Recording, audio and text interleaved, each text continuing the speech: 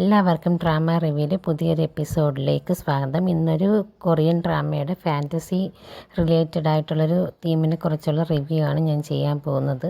നമ്മൾ ഡ്രാമയിലെ ഹീറോ ആയിട്ടുള്ള ഇവനാണെങ്കിൽ സൂപ്പർ പവറുണ്ട്. അതായത് ഇവന് ഓരോ സാധനങ്ങൾ കൺട്രോൾ ചെയ്യാൻ പറ്റും. ഇവന് കൈ കൊണ്ട് തൊടാതെ തന്നെ ഓരോ സാധനങ്ങൾ കൺട്രോൾ ചെയ്ത് അനക്കാനും മൂവ് ചെയ്യാനും അങ്ങോട്ടും ഇങ്ങോട്ടും ഒക്കെ മാറ്റാനും ഒക്കെ പറ്റും, പറത്താനും ഒക്കെ പറ്റും.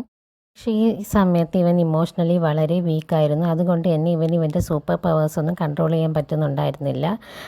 ആ സൂപ്പർ പവർ കൺട്രോൾ ആവാതെ ഇവൻ്റെ ഇമോഷൻസ് കാരണം വളരെ സ്ട്രോങ് ആയിട്ട് തന്നെ സാധനങ്ങൾ അങ്ങോട്ടും ഇങ്ങോട്ടും പറക്കുകയും ഒരു ചുഴലിക്കാറ്റ് സംഭവിക്കുന്നത് പോലെ തന്നെ ആ സാധനങ്ങളൊക്കെ അങ്ങോട്ടും ഇങ്ങോട്ടും പറക്കുകയും വളരെ ശക്തമായിട്ട് അത് മൂവ് ആവുകയും ചെയ്യുന്നുണ്ടായിരുന്നു.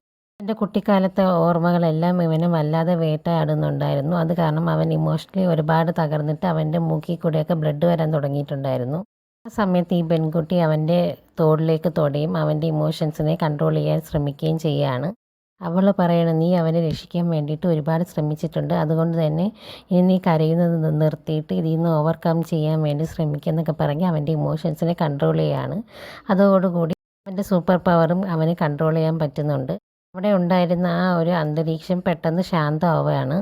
സാധനങ്ങളൊക്കെ സ്വയം അങ്ങോട്ടും ഇങ്ങോട്ടും പറക്കുന്നതൊക്കെ നിൽക്കുന്നുണ്ട്. പക്ഷേ അവന് നോസിൽ നിന്ന് ബ്ലീഡിങ് വരികയും അവന് ഓവർ സ്ട്രെയിൻ ഇമോഷൻ കാരണം അവൻ ഫെയിൻ്റായി വീഴുകയും ചെയ്യുന്നുണ്ട്.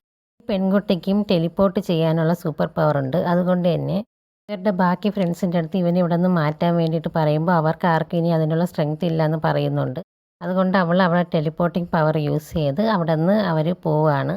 റിപ്പോർട്ട് ചെയ്ത് വേറൊരു സ്ഥലത്തേക്ക് മാറുന്നുണ്ട്. കാരണം അവൻ്റെ കണ്ടീഷൻ കുറച്ച് മോശമായിരുന്നു. അതുകൊണ്ട് തന്നെ പക്ഷേ അവൻ്റെ കൂടെയുള്ളൊരു ഫ്രണ്ട് അവിടെ തന്നെ ആയിപ്പോകുന്നുണ്ട്. കാരണം അവളുടെ ദേഹത്ത് അവന് കറക്റ്റ് സമയത്ത് തൊടാൻ പറ്റുന്നുണ്ടായിരുന്നില്ല. അത് കാരണം അവൻ മാത്രം അവിടെ ആയിപ്പോകുന്നുണ്ട്. അതിന് അവനാണെങ്കിൽ അവരുടെ അടുത്ത് നല്ല രീതിയിൽ ദേഷ്യപ്പെടുകയും ചെയ്യുകയാണ്. അതൊരു കോമഡി സീനാക്കി മാറ്റുന്നുണ്ട് അവർ. സൂപ്പർ നാച്ചുറൽ പവർ യൂസ് ചെയ്യാൻ പറ്റുന്ന കുറച്ച് കൂട്ടുകാരുടെ കഥയാണ്. എല്ലാവരും കണ്ടു നോക്കുക. താങ്ക്